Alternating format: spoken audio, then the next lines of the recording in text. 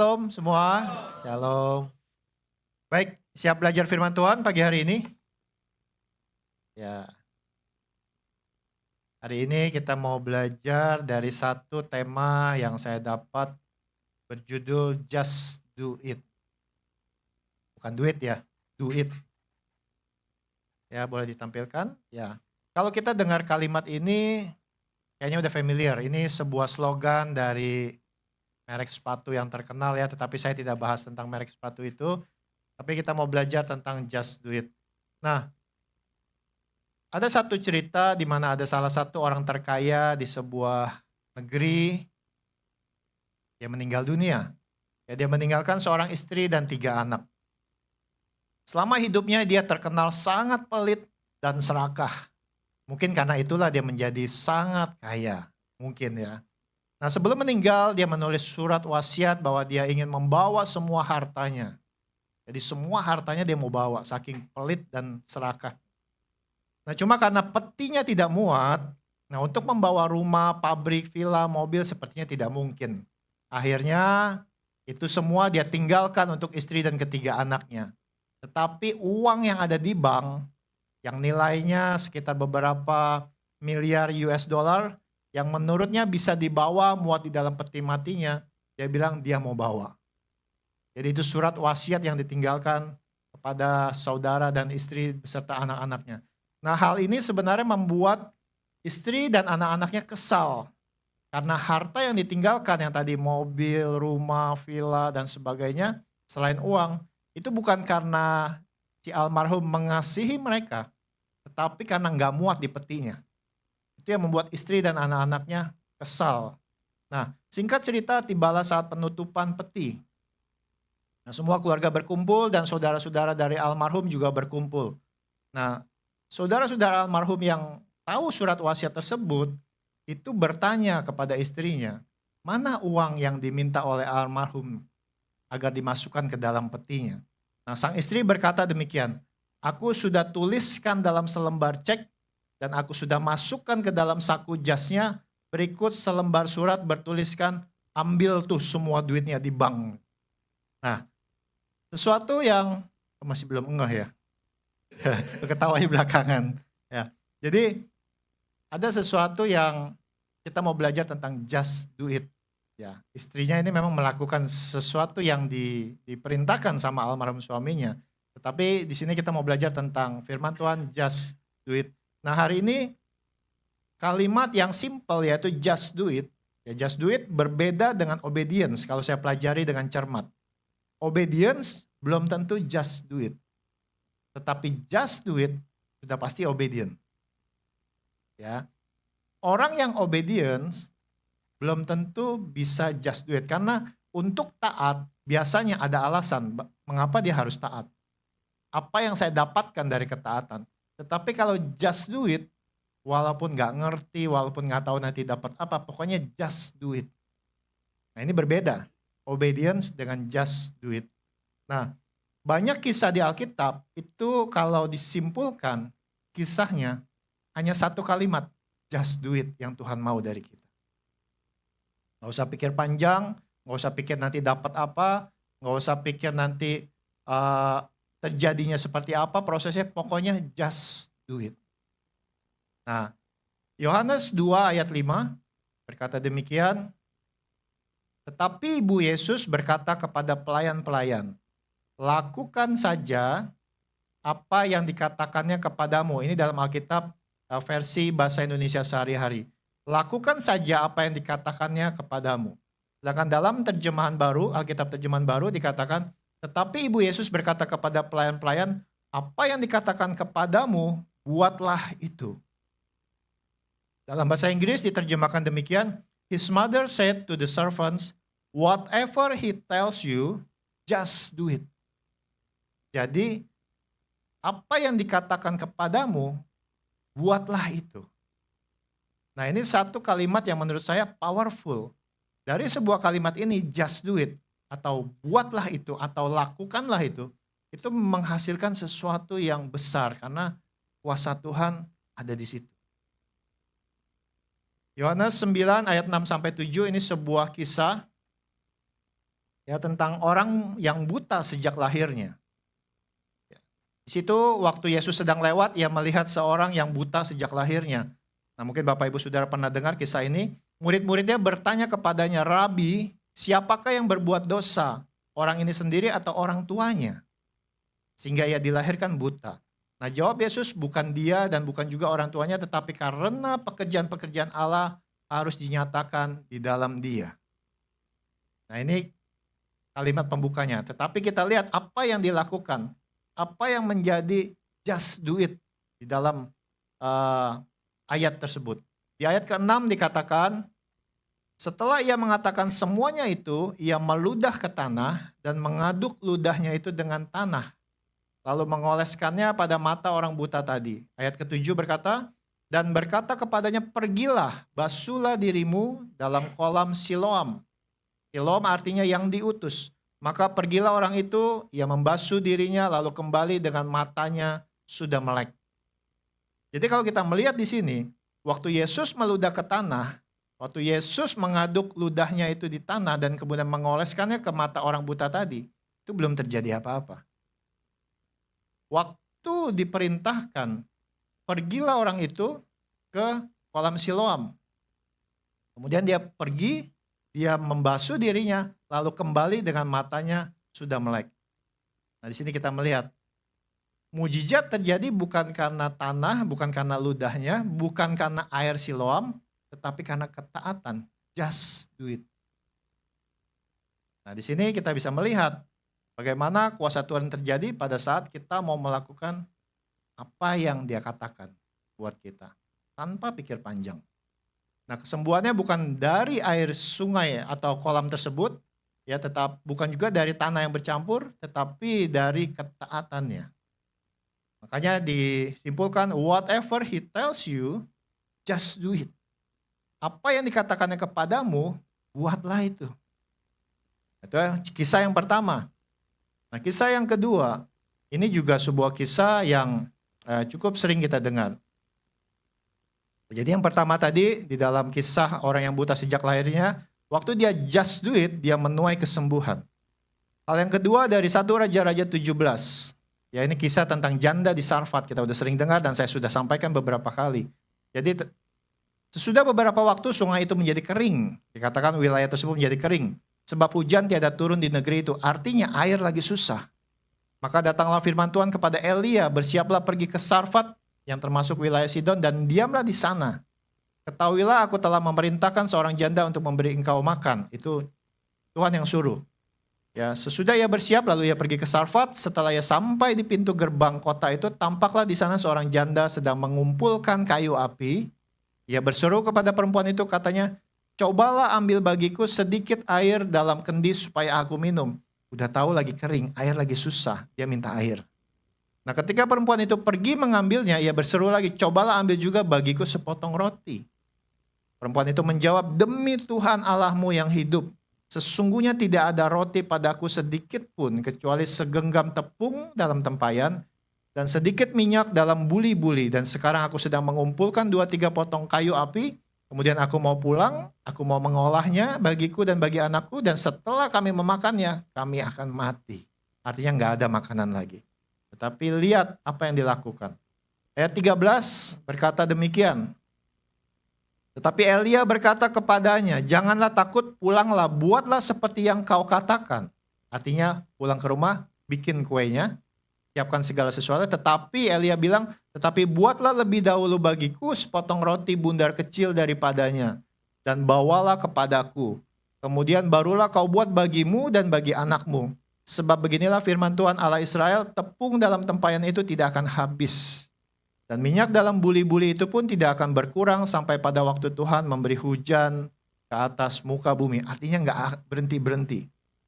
Lalu pergilah perempuan itu dan berbuat seperti yang dikatakan Elia. Maka perempuan itu dan dia serta anak perempuan itu mendapat makan beberapa waktu lamanya. Tepung dalam tempayan itu tidak habis dan minyak dalam buli-buli itu tidak berkurang. Seperti firman Tuhan yang diucapkannya dengan perantaraan Elia. Whatever he tells you, just do it. Apa yang dikatakannya kepadamu, buatlah itu. Lakukanlah itu. Sama seperti janda di Sarfat ini, dia akhirnya melakukannya. Dan kita melihat dari just do it, dia menuai berkat berlimpah. Itu hal kedua. Hal ketiga yang kita bisa pelajari, waktu Yosua menyeberangi sungai Yordan. Yosua bangun pagi-pagi, lalu ia dan semua orang Israel berangkat dari Sitim. Dan sampailah mereka ke sungai Yordan, maka bermalamlah mereka di sana sebelum menyeberang. Dan memberi perintah kepada bangsa itu, katanya, segera sesudah kamu melihat tabut perjanjian Tuhan Allahmu yang diangkat para imam, yang memang suku Lewi, maka kamu harus juga berangkat dari tempatmu dan mengikutinya.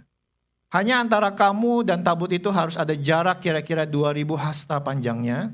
Janganlah mendekatinya, maksudnya supaya kamu mengetahui jalan yang harus kamu tempuh, sebab jalan itu belum pernah kamu lalui dulu. Dan Tuhan berfirman kepada Yosua, pada hari inilah aku mulai membesarkan namamu di mata seluruh orang Israel, supaya mereka tahu bahwa seperti dahulu aku menyertai Musa, demikianlah aku akan menyertai engkau.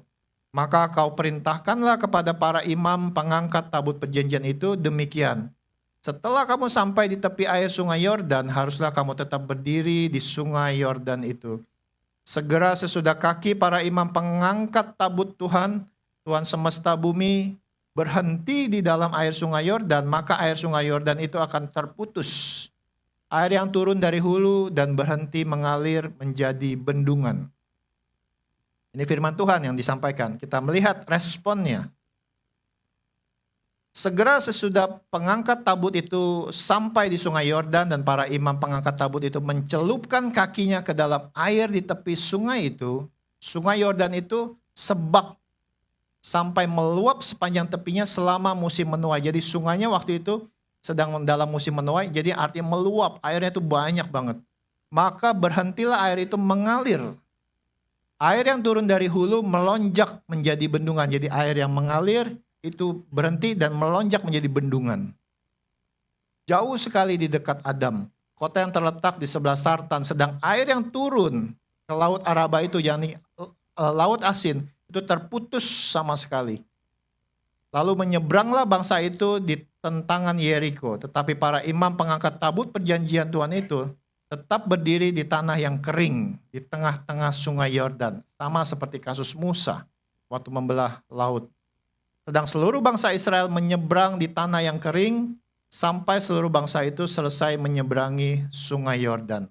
Saya mau katakan, just do it itu bisa menuai percepatan. Kebayang nggak sungai yang lagi meluap? Ya nggak usah nyebrang di sungainya, itu airnya pasti deras banget, susah. Akhirnya orang harus muter jauh. Berapa banyak kita dalam mengalami pergumulan hidup, kita harus muter jauh. Tetapi waktu kita just do it, kita akan menuai percepatan. Tuhan bisa belah sungai Yordan tersebut dan orang bisa shortcut lewat di tengah. Seringkali kita butuh percepatan dari Tuhan. Saya nggak tahu permasalahan apa yang Bapak Ibu Saudara alami. Tetapi minta sama Tuhan. Tuhan bisa kasih percepatan. Tuhan bisa kasih shortcut dengan membelah sungai seperti sungai Yordan. Whatever he tells you, just do it. Apa yang dikatakannya kepadamu, buatlah itu. Kemudian kisah selanjutnya kita bicara tentang just do it. 2 Raja-Raja 5 ayat 13-14. Ini cerita tentang Naaman disembuhkan. Naaman adalah panglima Raja Aram, adalah seorang terpandang di hadapan tuannya dan sangat disayangi. Jadi dia orang terhormat. Sebab oleh dia Tuhan telah memberikan kemenangan kepada orang Aram. Tetapi orang itu seorang pahlawan tentara sakit kusta. Nah, saya lompat ayatnya, kemudian datanglah Naaman dengan kudanya dan keretanya lalu berhenti di depan pintu rumah Elisa. Elisa menyuruh seorang suruhan kepadanya mengatakan, pergilah mandi 7 kali dalam sungai Yordan, maka tubuhmu akan pulih kembali sehingga engkau menjadi tahir. Tetapi pergilah Naaman dengan gusar sambil berkata, aku sangka bahwa setidak-tidaknya ia datang keluar dan berdiri memanggil nama Tuhan Allahnya, lalu menggerak-gerakkan tangannya di atas tempat penyakit itu dan dengan demikian menyembuhkan penyakit kustaku. Bayang gak Bapak Ibu kalau ada yang datang lagi sakit, ketemu saya sebagai gembala minta doain, terus saya bilang, kamu berendam aja di Kalimalang tuh di seberang. Saya nggak doain. Kira-kira kecewa nggak? Apalagi yang keluar bukan gembalanya. Saya nyuruh nih salah satu asyir, ya udah kasih tahu aja, suruh nyemplung aja di Kalimalang. Pasti kecewa. Apalagi dia orang terhormat. Nah, tetapi kita lihat apa responnya, apa just do it yang dilakukan oleh Naaman. Tetapi pegawai-pegawainya datang mendekat serta berkata kepadanya, kepada Naaman, Bapak, seandainya Nabi itu menyuruh perkara yang sukar kepadamu, bukankah Bapak akan melakukannya? Apalagi sekarang ia hanya berkata kepadamu, mandilah dan engkau akan menjadi tahir. Maka turunlah dia membenamkan dirinya 7 kali dalam sungai Yordan, sesuai dengan perkataan abdi Allah itu. Lalu pulihlah tubuhnya kembali seperti tubuh seorang anak, dan ia menjadi tahir. Nah, just do it menuai ketahiran. Nah, kita bisa melihat, kebayang nggak 7 kali? Pasti waktu sekali nyemplung belum berubah. 2 kali belum berubah. 3 kali, 4 kali, 5 kali, 6 kali belum sembuh juga. Yang ketujuh, barulah dia tahir. Butuh ketaatan. Just do it. Dia nggak mikir panjang lagi. Dia mau karena tadi diingatkan sama pegawainya, seandainya Nabi itu menyuruh perkara yang sukar kepadamu, bukankah Bapak akan melakukannya? Berapa banyak orang di rumah sakit, berapapun dia keluarkan uangnya supaya sembuh. Tetapi pada masa hidupnya, dia mungkin nggak jadi berkat. Dia sangat sayang uangnya daripada sayang sama tubuhnya atau sayang sama Tuhannya. Nah, di sini kita bisa melihat bahwa perkara yang sukar aja kita mau lakukan, apalagi ini cuma masuk ke dalam sungai Yordan. Nah, whatever he tells you, just do it. Apa yang dikatakannya kepadamu, buatlah itu. Nah, Naaman menuai ketahiran, tubuhnya tahir. Bahkan dikatakan seperti tubuh seorang anak yang masih kecil, masih bayi. Kulitnya benar-benar seperti kulit bayi. Nah, itu hal berikutnya. Nah, kemudian kita juga bisa belajar tentang kepercayaan Abraham diuji. Ini kita belum masuk poinnya ya, ini baru intro. Makanya saya dari tadi ceritanya kisah-kisah ya. Ntar bahan khotbahnya belakangan.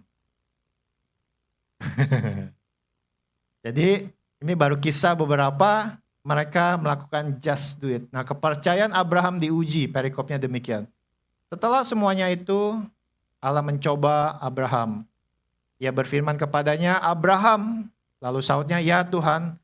Firman-Nya, ambillah anakmu yang tunggal itu yang kau kasihi, yakni Ishak. Pergilah ke tanah Moria dan persembahkanlah dia di sana sebagai korban bakaran pada salah satu gunung yang akan kukatakan kepadamu.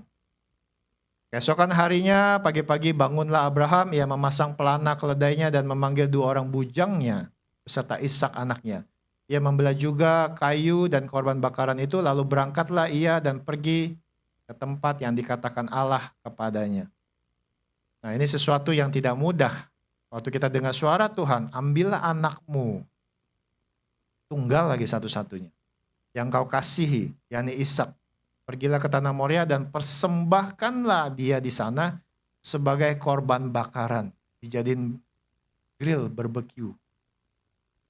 Nah, kemudian kita lihat di ayat yang ketiga, keesokan harinya pagi-pagi bangunlah Abraham. Pagi-pagi berarti dia punya semangat. Dia sangat excited untuk melakukan tersebut, ngebakar anaknya di atas gunung. Karena apa? Karena dia taat Tuhan. Nah, kita melihat apa respon Abraham selanjutnya. Sampailah mereka ke tempat yang dikatakan Allah kepadanya, lalu Abraham mendirikan mesbah di situ. Disusunnyalah kayu, diikatnya Ishak anaknya itu, dan diletakkannya di mesbah itu di atas kayu api. Sesudah itu Abraham mengulurkan tangannya, lalu mengambil pisau untuk menyembelih anaknya. Tetapi berserulah malaikat Tuhan dari langit kepadanya, Abraham, Abraham. Sautnya, ya Tuhan. Lalu ia berfirman, jangan bunuh anak itu dan jangan kau apa-apakan dia. Sebab telah ku ketahui sekarang bahwa engkau takut akan Allah dan kau tidak segan-segan untuk menyerahkan anakmu yang tunggal kepadaku. Lalu Abraham menoleh dan melihat seekor domba jantan di belakangnya yang tanduknya tersangkut dalam belukar. Abraham mengambil domba itu lalu mengorbankannya sebagai korban bakaran pengganti anaknya. Just do it, menuai kasih Tuhan. Tuhan tahu hatinya Abraham, makanya dia stop. Jangan teruskan. Kemudian dicarikan penggantinya. Nah, di sini whatever he tells you, just do it. Apa yang dikatakannya kepadamu, buatlah itu. Abraham melakukan apa yang Tuhan suruhkan. Nah, kemudian kisah berikutnya tentang perkawinan di Kana, kita juga sering dengar ya. Yohanes 2 ayat 7 sampai 10. Pada hari ketiga ada perkawinan di Kana yang di Galilea dan ibu Yesus ada di situ. Yesus dan murid-muridnya diundang juga ke perkawinan itu. Ketika mereka kekurangan anggur, ibu Yesus berkata kepadanya, mereka kehabisan anggur. Kata Yesus kepadanya, mau apakah engkau daripadaku, ibu? Saatku belum tiba. Tetapi ibu Yesus berkata kepada pelayan-pelayan, apa yang dikatakan kepadamu, buatlah itu. Nah, jadi adalah suatu hal yang memalukan jika dalam pesta orang Yahudi itu kehabisan anggur. Makanya pemilik pesta tersebut panik. Nah, kita melihat just do it apa yang dilakukan di dalam kejadian tersebut. Yesus berkata kepada pelayan-pelayan itu, isilah tempayan-tempayan itu penuh dengan air, ya, tempayan-tempayan buat cuci kaki. Dan mereka pun mengisinya sampai penuh. Lalu kata Yesus kepada mereka, sekarang cedoklah dan bawalah kepada pemimpin pesta. Lalu mereka pun membawanya. Jadi waktu tempayan itu diisi air, kemudian Yesus berkata kepada pelayan tersebut, cedoklah, itu masih air, belum jadi anggur. Karena Yesus bukan tukang sulap, simsalabim langsung jadi anggur, kemudian dicedok, itu mah gampang, gak usah pakai iman. Nah, sekarang cedoklah dan bawalah kepada pemimpin pesta, lalu mereka pun membawanya. Setelah pemimpin pesta itu mengecap air yang telah menjadi anggur itu, dan dia tidak tahu dari mana datangnya, tetapi pelayan-pelayan yang mencedok air itu mengetahuinya, ia memanggil mempelai laki-laki dan berkata kepadanya, setiap orang menghidangkan anggur yang baik dahulu, dan sesudah orang puas minum, barulah yang kurang baik. Tetapi engkau menyimpan anggur yang baik sampai sekarang. Just do it menuai kehormatan. Ya, di dalam pesta perkawinan di Kana itu tidak terjadi sesuatu yang memalukan, tetapi sesuatu yang menjadi kehormatan. Karena dikatakan anggur yang baik itu terus ada sampai akhirnya. Whatever he tells you, just do it. Apa yang dikatakannya kepadamu, buatlah itu. Itu beberapa kisah, masih banyak kisah-kisah di dalam Alkitab. Di mana di situ kita bisa belajar, just do it. Lakukan. Maleakhi 2 ayat 2 berkata demikian. Kita mulai masuk ya ke dalam inti khotbah kita. Maleakhi 2 ayat 2 katakan, jika kamu tidak mendengarkan dan jika kamu tidak memberi perhatian untuk menghormati namaku, firman Tuhan semesta alam, maka aku, kata Tuhan, akan mengirimkan kutuk ke antaramu dan akan membuat berkat-berkatmu menjadi kutuk. Dan aku telah membuatnya menjadi kutuk sebab kamu ini tidak memperhatikan. Berapa banyak kita mengalami kesusahan hidup. Berapa lama kita jatuh. Berapa banyak kita mengalami penderitaan. Kita bisa bayangkan kisah-kisah yang tadi apabila orang itu tidak just do it. Naaman, kemudian janda di Sarfat. Ya. Kemudian tadi orang yang buta sejak lahirnya. Kalau dia nggak mau mendengarkan baik-baik, kalau dia tidak mau just do it apa yang dikatakan oleh Tuhan, maka nggak terjadi mujizat. Bahkan di dalam Maleakhi 2 ayat 2 tadi dikatakan berkat pun bisa menjadi kutuk. Ya, jadi Tuhan mau kita tuh mendengarkan Dia. Tuhan mau kita memberi perhatian dan menghormati namanya Dia. Matius 11 ayat 15 berkata, siapa bertelinga hendaklah ia mendengar. Bapak Ibu Saudara semua bertelinga ya. Ya, berarti bisa mendengar ya. Nah, artinya ini suatu peringatan yang Tuhan ingatkan buat kita pagi hari ini.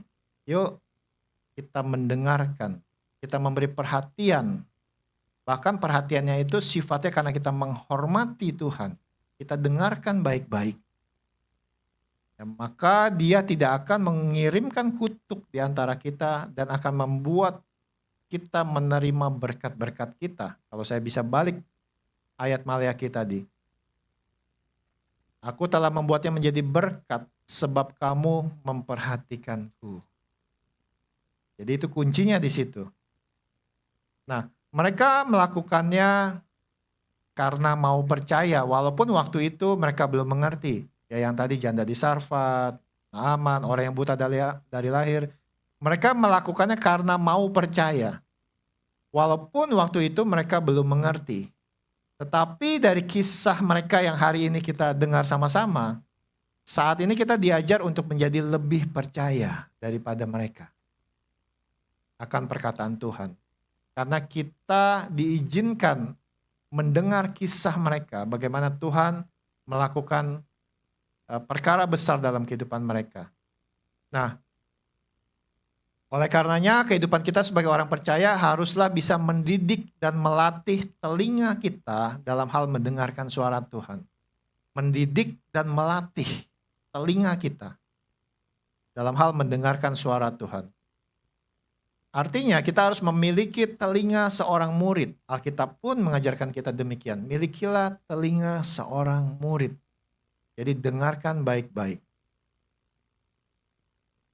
Dalam bahasa Inggris, hear dan listen itu beda.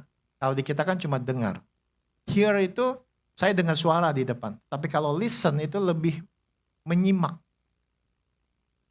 Ya, jadi kita harus bedakan antara mendengar dan menyimak. Nah, milikilah telinga seorang murid. Murid diajar untuk menyimak apa yang gurunya sampaikan.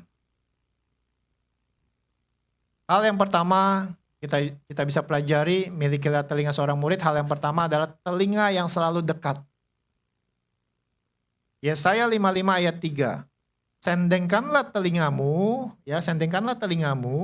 dan datanglah kepadaku, kata Tuhan. Dengarkanlah, maka kamu akan hidup. Aku hendak mengikat perjanjian abadi dengan kamu menurut kasih setia yang teguh yang kujanjikan kepada Daud. Ya, jadi telinga yang selalu dekat. Jadi sandingkanlah telinga kita. Datanglah kepada Tuhan. Dengarkanlah, maka kamu akan hidup, kata Tuhan. Karena apa yang kita dengar itu adalah air kehidupan yang membuat kita hidup. Ya, jadi yang pertama yang kita bisa pelajari, milikilah telinga seorang murid adalah telinga yang selalu dekat. Ya, kita tidak akan bisa dengar jika tidak dekat. Ya, kalau jauh kita nggak bisa dengar, makanya kita harus dekat.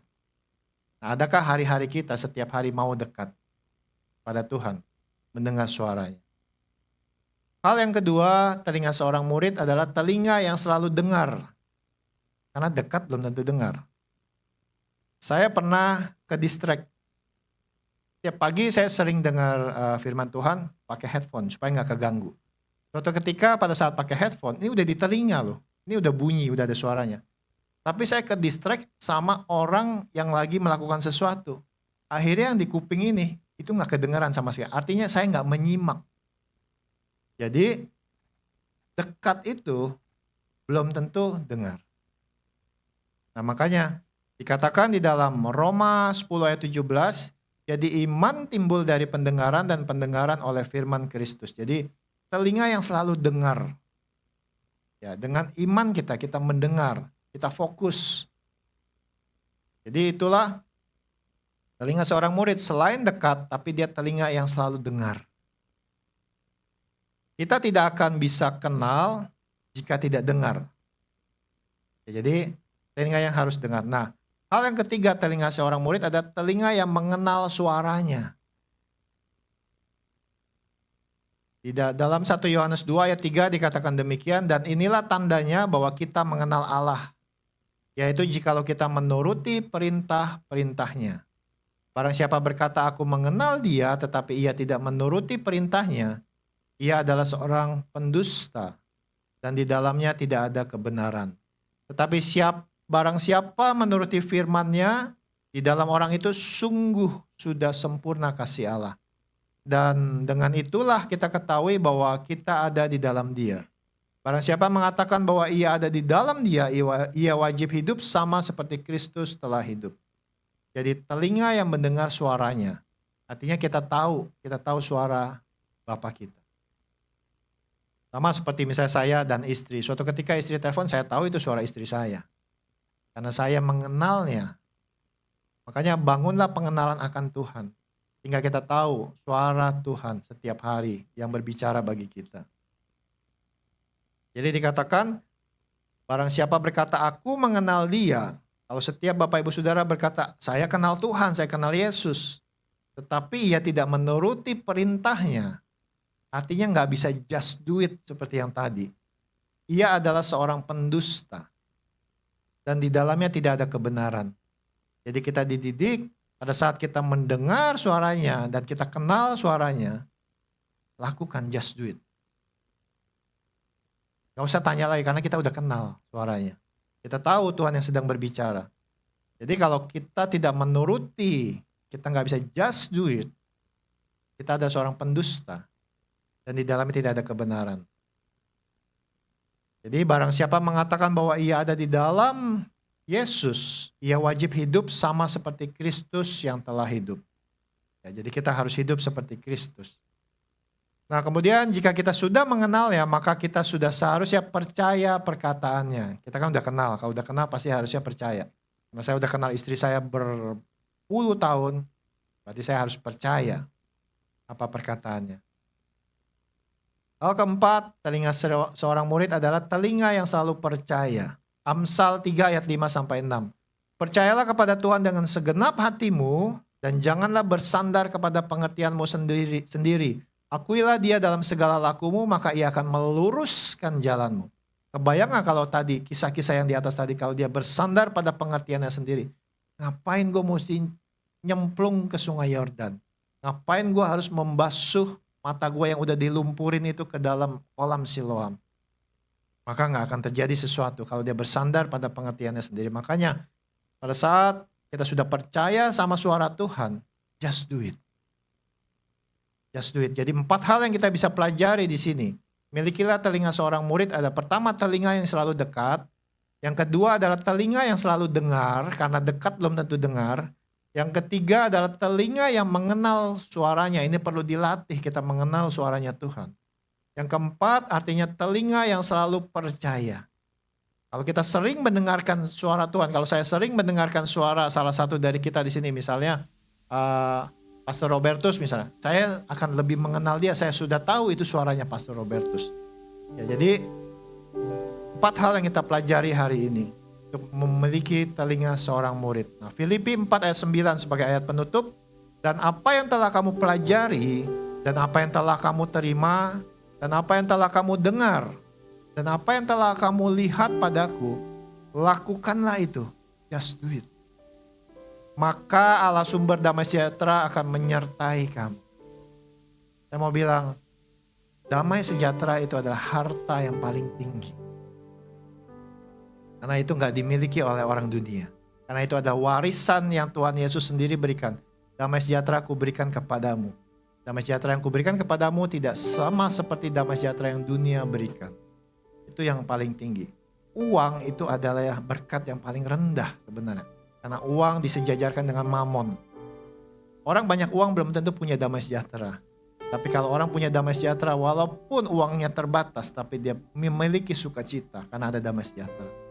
Makanya, janji Tuhan, maka Allah sumber damai sejahtera akan menyertai kamu.